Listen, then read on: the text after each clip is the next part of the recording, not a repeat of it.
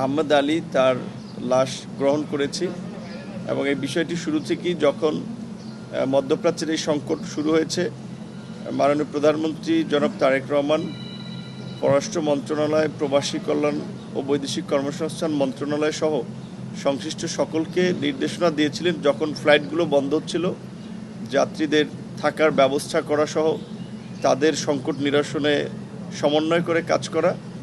এবং আজকেও আমরা দুজন নিহতদের পরিবারের সাথে কথা বলেছি। বাচ্চু মিয়ার পরিবার, টাঙ্গাইলের যিনি মারা গিয়েছেন, আমাদের মাননীয় পররাষ্ট্র প্রতিমন্ত্রী শামা ওবায়েদ, তিনি তার পরিবারের সাথে কথা বলেছেন। মাননীয় প্রধানমন্ত্রী তারেক রহমানের পক্ষ থেকে তার পরিবারের প্রতি সহমর্মিতা এবং সহযোগিতা, সামগ্রিক আশ্বাস এবং তাদের পরিবারের লাশ যেন তাদের কাছে আমরা পৌঁছে দিতে পারি সেই বিষয়ে তাদের সাথে কথা হয়েছে। কিশোরগঞ্জের যিনি মারা গিয়েছেন তার সাথেও আমরা কথা বলেছি এবং আমাদের যারা আহত আছেন, এ পর্যন্ত আমাদের কাছে যে তথ্য আছে প্রায় 14 জনের মতো আহত আছেন। তাদেরকে আমাদের সংশ্লিষ্ট দেশের দূতাবাসগুলো পূর্ণাঙ্গ সেবা দিয়ে যাচ্ছে।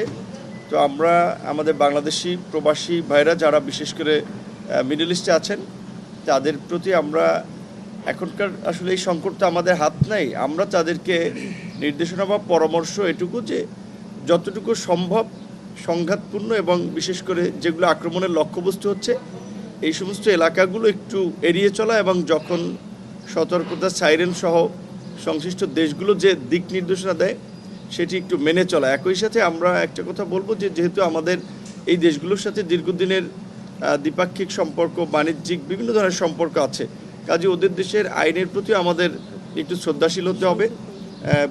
এমন ধরনের কন্টেন্ট অনলাইন মিডিয়াতে না দেওয়া যেটাতে আসলে তাদের আপত্তি থাকে।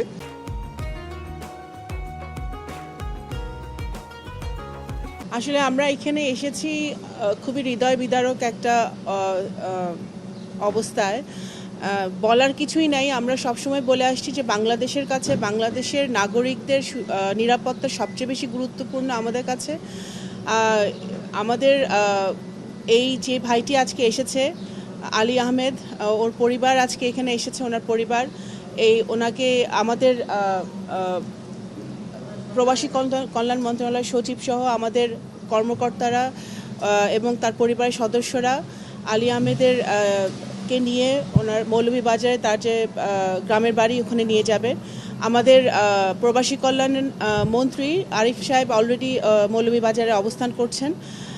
আমাদের সরকারের পক্ষ থেকে আমরা যতটুক আমাদের নাগরিকদের পাশে থাকা যায় সেটা আমরা করার চেষ্টা করছি। এখানে আজকে আরও দুজন গতকালকে আপনারা শুনেছেন ইতিমধ্যে রিয়াদে নিহত হয়েছে এবং তাদের পরিবারের সাথে ইতিমধ্যে আমাদের প্রতিমন্ত্রী বলেছেন আমরা যোগাযোগ করেছি, কথা বলেছি এবং তাদেরকে কিভাবে আমরা খুবই শীঘ্রই আমরা দেশে ফিরিয়ে আনতে পারি সেই কাজও আমরা করছি। আমরা এতটুকুই বলতে পারি যে আজকে এখানে এসেছি, এয়ারপোর্টে এভাবে আসতে হবে সেটা আমরা কখনো চিন্তা করি নাই, কিন্তু আমরা আশা করব যে আর যেন আমাদের মৃত্যু দেখতে না হয়, এই অবস্থার এই যুদ্ধের অবসান ঘটে।